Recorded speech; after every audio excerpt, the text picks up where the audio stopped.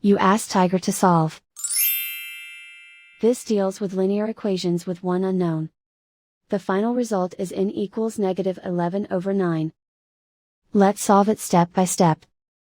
Group all n terms on the left side of the equation. Subtract 4n from both sides. Group like terms. Simplify the arithmetic. Group like terms. Simplify the arithmetic.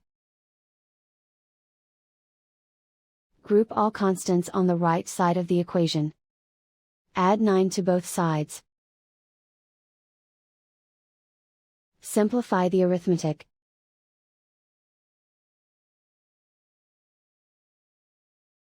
Isolate the n.